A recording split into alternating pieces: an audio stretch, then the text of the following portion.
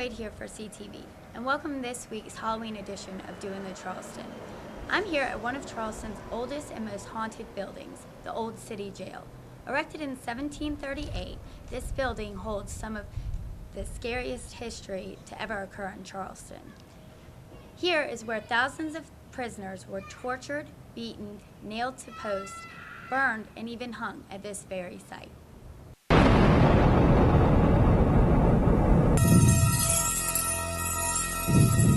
1802, but I also want you to realize that's right on the cusp of prison reform in our nation. Prior to that time frame, you're talking about 1700s, jail's a place that houses you a couple of days, maybe a week before they'd hang you. And in that time frame, they kill for about anything. That mentality, though, really started to change late 1700s, because the earliest reform prisons appeared early 1800s. This is actually the second one built in the nation. First was up in Philadelphia, if anyone cares. They really were novel when they hit the scene. What sets a reform prison apart? They intend to release the inmates. It's not just that, they want to release them as changed men, upstanding members of society. The truth of why death was so common here becomes apparent too. See, I'm going to talk plenty about torture and execution. It just makes better ghost stories. The truth, though, disease was always the biggest killer. And actually, dysentery was the most prolific. Get right down to it. If I had to choose my own death, die from hanging or die from dysentery, I mean, that's a pretty easy choice. At least hanging's quick. Where a serious criminal would be kept. These guys don't want to elaborate about it. You can find a cage. This thing's here purely as a representation of one of those cages.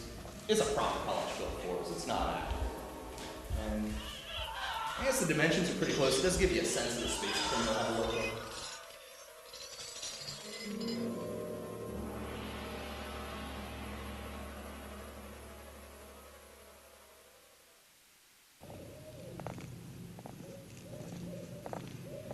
So many people died here, and frankly no one knows, but I mean, the most conservative estimates put it right around 15,000 throughout the course of jail's life.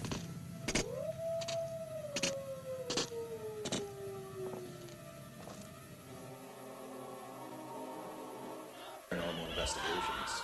And the groups are here constantly, but the group that was here that night had a medium with them. And frankly, those mediums kind of creeped me out to start with, but I was taking her through the building and we got to this room. And she told me that she sensed a presence in here.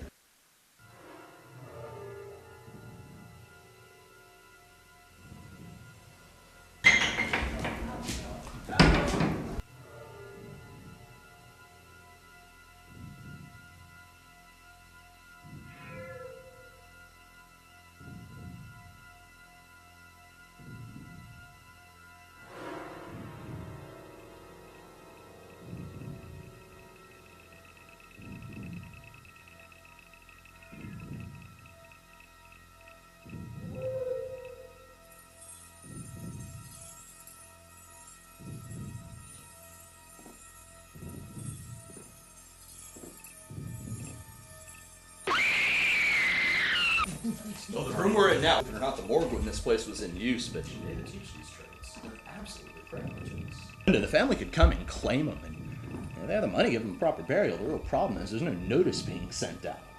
So unless the family checked every couple of days, they're not going to have any idea their loved one had died, so that rarely worked out the way it was supposed to. Actually, one thing that was fairly common, this is kind of funny in a sick sort of way. When you think of grave robbing, usually you think of someone digging up the recently deceased, stealing jewelry, valuables, that sort of stuff. That was never really the goal in Charleston. They were after the body.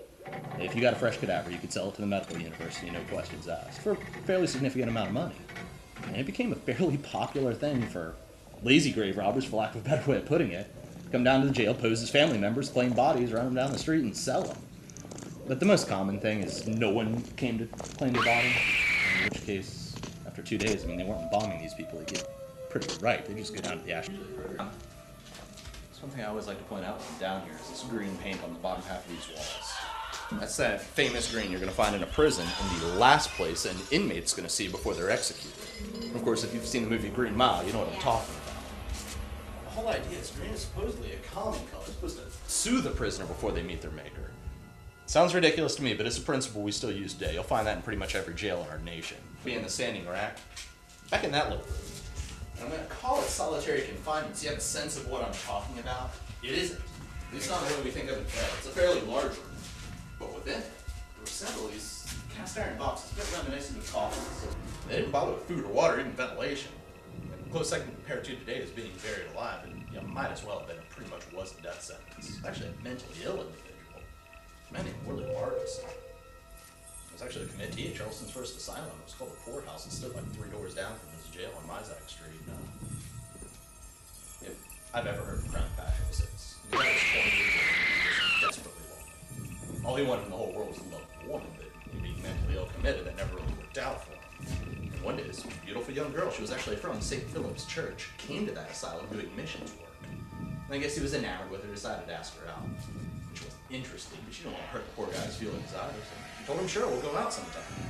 Knowing full well she'd never see the guy again as soon as she left. Willie Marcus thought that much of really together, and in love, he was obsessed with her. And he did see her again. It was nearly 2 years later, though. She was walking down the street past the poorhouse, very pregnant to the point anyone could tell that she was looking at her, and holding the hand of a man that, as it turns out, was her husband. When Willie Marcus saw that, he snapped. He had never been violent before. He actually broke down a thick wooden door that confined him to his room, ran into the kitchen, and stole an ice pick. He used the ice pick to chase both her and her husband down the street, and stabbed them both to death on the steps of St. John's Lutheran Church. Just when his rage subsided, he realized the implications of his actions. He panicked. He just started running. He didn't even drop the ice pick. And actually made it down to the College of Charleston. Fair trek from here. I was trying to imagine this captor sprinting him. Out of breath, covered in blood, carrying that ice pick. But it didn't take a whole lot to figure out he had just done something terrible. The students started to lynch him, and traditionally a lynch mob kills, but for some reason they stopped short. There was no police involvement. They just decided on their own, drag him down to the jail, turn him in.